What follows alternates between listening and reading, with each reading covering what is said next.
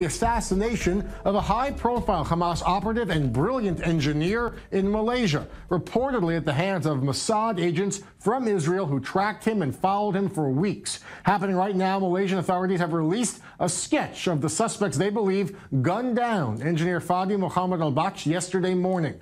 Al-Bach currently worked as a university lecturer for engineering and also was an imam at a local mosque. But he also reportedly was a high-ranking Hamas member and expert in cutting-edge drone technology. Hamas confirms he worked for them. Doctors have finished their autopsy. They have now released the body back to his widow today as the investigation continues. The photo sketch shows two light-skinned suspects who are European or Middle Eastern, with the beards that are quite long. Both men are about 180 centimeters with sturdy builds. We also seek assistance from our counterparts from the Immigration Department. As I said yesterday, we are conducting a comprehensive investigation. We can't close off our exit point, and we don't have any other details apart from the photo sketches.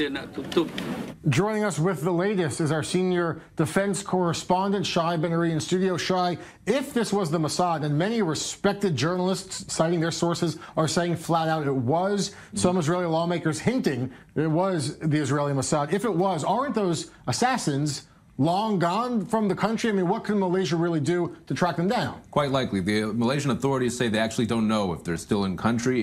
Certainly the Mossad typically would try to get out of that country as quickly as possible. But it's interesting to note, despite a lot of the signs indicating that perhaps this is Mossad, there are certain details about this particular operation that are very messy and don't typically fit in with what would you expect from a Mossad operation, for example. What may set this one apart from what is typically believed to be a Mossad-targeted assassination? It's not a low-signature kind of operation. It was very, there was a lot of indications that something was happening here. The use of 14 bullets, the fact that the two assassins apparently loitered in the area for some 20 minutes and were caught on security camera footage, were able to put together these images of the two suspects. This doesn't really go along with a typical sort of Mossad operation, but still, I don't think we can rule that out. Certainly, the Hamas connection here, which is very clear and public by now, makes it, the Mossad or Israel in general, a prime suspect in terms of who was responsible. The Israeli defense minister not being very definitive either way. He actually said that every operation like this, every internal squabble within the Palestinian community is blamed on Mossad. He didn't say definitively whether it was or wasn't, of course, but interesting comments nonetheless.